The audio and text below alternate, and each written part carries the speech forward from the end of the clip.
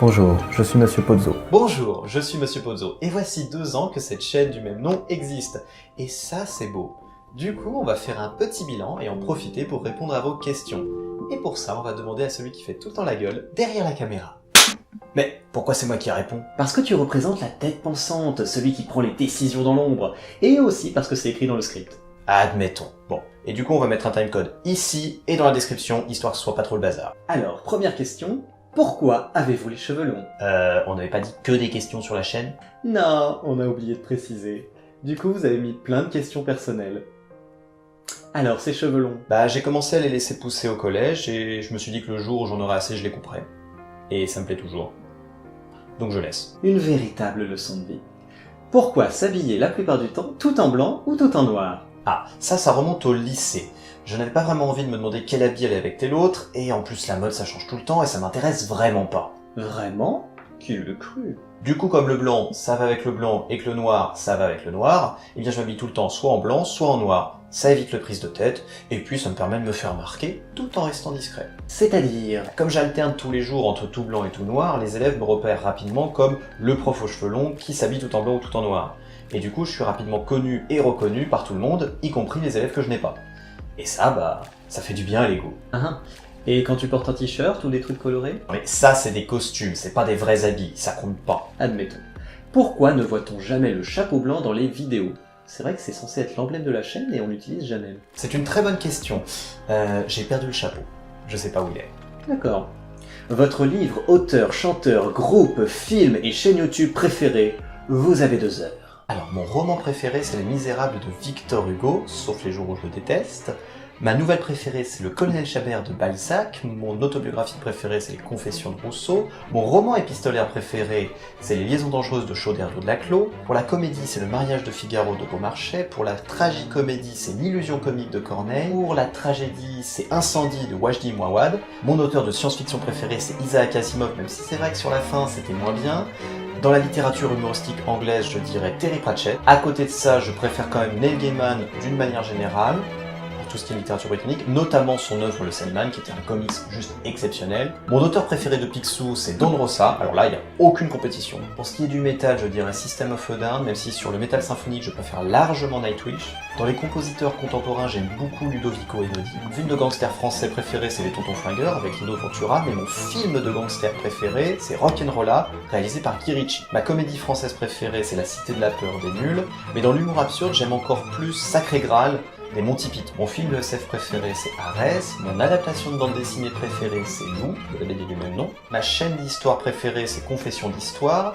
Pour le cinéma, ça serait plutôt Chroma sur Dailymotion et Durandal sur YouTube. Et pour les dessins animés jeunesse encore actuellement, je dirais Steven Universe. Bon, on passe aux questions sur le métier. Pourquoi avoir voulu devenir prof et pourquoi le français? J'ai été marqué durant mon parcours par plusieurs professeurs qui m'ont vraiment aidé durant cette période. Alors j'ai voulu faire la même chose. Essayer de rendre les cours un peu moins horribles pour le plus d'élèves possible, les aider à rentrer dans la pensée d'autrui, à transmettre ma passion pour la littérature, à décrypter la pensée d'un auteur. Et du coup, cela fait combien de temps que vous êtes prof de français et avez-vous déjà enseigné d'autres matières ou fait un autre métier? J'enseigne depuis plus de 6 ans. J'ai donné des cours particuliers, j'ai été vacataire dans un théâtre, c'est le mec qui déchire le ticket. J'ai travaillé aussi dans une usine où on fabriquait des balais d'essuie-glace pour TGV. Le moins qu'on puisse dire, c'est que c'était dur, et que ça m'a appris l'humilité. Ah, l'odeur de l'usine dans les cheveux. Quel horrible souvenir. Quel a été votre cursus scolaire? Alors j'ai eu un bac littéraire avec option théâtre, ça c'était des bons souvenirs. Ensuite j'ai fait 6 mois de prépa, c'était horrible. J'ai fait 5 ans de fac de lettres à Paris 3. Après j'ai dû refaire une dernière année de fac à Paris 13, parce que j'avais réussi à avoir mon CAPES pour devenir prof, mais j'avais complètement planté mon mémoire. Et pourquoi cet échec? Alors le sujet, c'était Réflexion d'une provinciale sur le discours de Monsieur Rousseau, citoyen de Genève, touchant l'origine de l'inégalité des conditions parmi les hommes. J'aurais dû choisir un sujet qui me plaisait vraiment. Celui-là, il me plaisait pas. On arrive enfin aux questions sur la chaîne. Est-ce que le fait que beaucoup d'élèves du collège dans lequel vous enseignez connaissent votre... Bon bah j'imagine que c'est votre chaîne, il n'y a pas de raison que ce soit autre chose. Votre chaîne est dérangeante ou est-ce bénéfique? C'est-à-dire que la chaîne s'appelle Monsieur Pozzo. C'est pas exactement comme si je faisais des efforts pour la cacher. Non, en septembre, j'attends que les élèves la trouvent d'eux-mêmes. Et une fois qu'ils l'ont trouvée, je leur explique qu'on va faire une vidéo ensemble, qu'elle sera à but pédagogique, qu'on parlera d'éducation aux médias, que ça soudera le groupe autour d'un projet, que ça sera l'occasion de travailler ensemble. Donc c'est plutôt bénéfique. Alors tu dis ça, mais... Alors c'est sûr qu'il y a eu certains dérapages avec certains élèves, avec certains YouTube qui étaient pas forcément bienveillants. Après, les élèves arrivent à faire la différence entre le personnage que je joue dans les vidéos et la personne que je suis en vrai. Donc c'est plutôt positif. Et je pense qu'ils aiment bien faire ça, que c'est des bons souvenirs pour eux, donc... On continue. Vous ne vous lassez pas de faire du montage? Bah plus ça va, plus c'est long. Au début, le montage, ça me prenait à peine 4 heures. Mais j'expérimente de plus en plus, et j'apprends à faire de plus en plus de choses, donc je fais les choses plus vite, mais j'en fais de plus en plus. Et du coup, à l'heure actuelle, ça peut me prendre 20 à 30 heures. Sur ce tournage-là en particulier, ça peut me prendre... tout ce temps de sommeil perdu. Question sur les origines. Pourquoi tu as eu envie de créer cette chaîne? Durant l'été, je cherchais des vidéos que je pourrais exploiter en cours. Et je me demandais ce que faisaient les collègues sur la plateforme. Et ce sur quoi je suis tombé m'a vraiment pas plu. Les collègues qui se filment en plan fixe et en plan séquence devant un tableau à craie, qui regardent même pas la caméra. C'est la base quand même, et ça m'a pas plu. Et comme je trouvais pas les vidéos que je voulais voir, j'ai décidé de les créer. C'est comme ça que ça a commencé.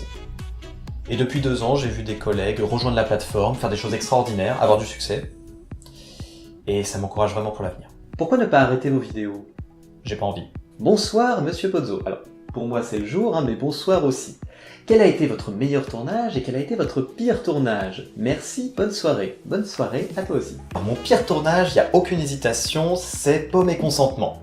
On devait être 3 adultes pour encadrer la classe, et il y avait que moi. Donc au lieu d'avoir une équipe réduite et silencieuse, j'avais 30 ados surexcités. L'enregistreur de son a rendu l'âme juste avant le tournage. Du coup, on a dû prolonger le tournage d'une journée. Il a fallu changer la localisation des plans pour qu'il y ait moins de bruit. Et ça, c'est sans compter tout le travail que ça m'a rajouté au montage. Et pour autant, je dirais que c'est celle dont je suis le plus fier. Et le meilleur? Le meilleur, c'était le double tournage de Percy Jackson. C'était la première fois que je tournais avec une équipe, et c'était tous des étudiants ou des professionnels du milieu. Et c'était génial. Et travailler avec des vrais comédiens qui savent vraiment jouer, contrairement à moi, c'était super. Même si j'étais absolument pas prêt pour un tournage aussi long et ambitieux, ils ont été super et j'ai vraiment hâte de recommencer. Oui, je sais. Question suivante.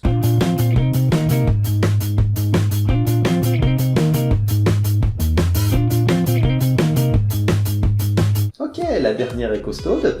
Bonjour, comment prenez-vous le fait que vos vidéos sur la mythologie aient plus de succès que vos vidéos sur la langue française en elle-même? Je le prends super bien, ouais. Non, en vrai ça va, j'aime beaucoup la mythologie. Doit-on s'attendre à ce que votre chaîne se tourne au fur et à mesure sur ce thème, ou plutôt à voir surgir des vidéos sur des sujets non traités précédemment sur votre chaîne? C'est une bonne question. À l'heure où j'enregistre, j'ai 6 vidéos en préparation, à des stades plus ou moins avancés. Une parle de mythologie, une parle de figures de style, et les 4 autres, d'autres choses. Je suis encore en phase d'expérimentation, et c'est peut-être l'un des défauts principaux de ma chaîne. Je pars dans plusieurs directions qui vont pas forcément plaire à un même public. J'ai pas une grande ligne directrice précise. Et en même temps, c'est comme ça que je fonctionne. J'ai besoin d'expérimenter, de tester de nouvelles choses, une nouvelle façon d'écrire, un nouveau thème, une nouvelle façon de tourner. Donc je continue. Avez-vous hésité, lors des débuts de votre chaîne, à montrer votre visage dans vos vidéos? Non, pas une seule seconde. Je maîtrise parfaitement mon image sur ma chaîne et j'assume totalement ce que j'y fais. Que ce soit m'habiller en Mario, courir comme un idiot dans la forêt, m'éclater sur le sol ou n'importe quoi. Pensez-vous un jour faire des vidéos à but non pédagogique, type court-métrage ou morning routine? Alors j'ai déjà commencé à intégrer des éléments narratifs dans certaines vidéos, comme celle sur Percy Jackson ou Assonance et allitération, mais je ne me vois pas faire un court-métrage purement narratif, ça reste une chaîne pédagogique avant tout. Et le dernier truc, c'était quoi?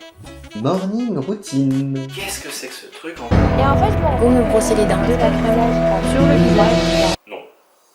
Bon, pour la suite, je donne le concept d'une vidéo dont on a une idée, et toi tu expliques pourquoi on n'a pas été jusqu'au bout. Wesh ta grammaire. On devait expliquer la grammaire en prenant un accent wesh, et à partir d'exemples totalement inattendus, comme expliquer la formation du mot à partir de connard. Je ne suis pas crédible une seule seconde quand j'imite un jeu de wesh. Alors plutôt que d'étudier un texte en classe, on avait prévu de faire une vidéo qui contiendrait tout le contenu d'un cours d'1 heure, mais que les élèves pourraient voir chez eux, lire le texte à leur rythme et faire les exercices à leur rythme aussi. Trop long à tourner, beaucoup trop long à monter. Fake news, speed gaming. Alors l'idée c'était de se filmer en train de découvrir un article de presse en ligne, et ensuite de chercher à voir si c'était une vraie information ou une fake news. Le tout en imitant les vidéos de gaming sur internet. Très mauvaise idée. Vérifier une information, ça demande de prendre du recul, de prendre du temps. Et de jouer ça en mode speed gaming, ça donnait l'impression que ça pouvait être fait vite. Et non, quand on fait les choses vite, on les bâcle. Argumentaire. L'idée c'était de décortiquer les bons et les mauvais procédés d'argumentation en imitant les vidéos de survie en milieu sauvage. Plein de raisons. Déjà, très mauvais jeu de mots. Je ne joue pas mieux le survivaliste que le wesh. Tourner en forêt ou sur un kayak, c'est une galère sans nom. Et je trouve que les chaînes Hygiène Mentale et Lycélium font déjà ça très très bien. Bon, on approche de la fin. Conclusion ? Merci à ceux qui me suivent depuis 2 ans ou depuis 2 jours. Vous êtes quasiment 500 à l'heure où j'enregistre, ce qui veut dire que l'an prochain, à ce rythme-là, j'aurai plus d'abonnés que d'anciens élèves, et ça c'est dingue. Avec cette plateforme, je peux toucher un public plus large, je peux enseigner autrement ma passion, et ça c'est génial. Et très honnêtement, quand je vois un message d'un ancien élève qui me dit « Monsieur, j'ai jamais rien compris à vos cours, mais cette vidéo j'ai compris », bah c'est super. Merci. Encore une fois, merci. Oui, sérieusement, le portable, mais tu l'éteins pendant le tournage. Oui, ouais, pardon. Allô ? Toi ? Mais c'est impossible. Tu... à la fenêtre ? Quoi? Qu'est-ce qu'il y a à la fenêtre? Oh, mais c'est un cliffhanger.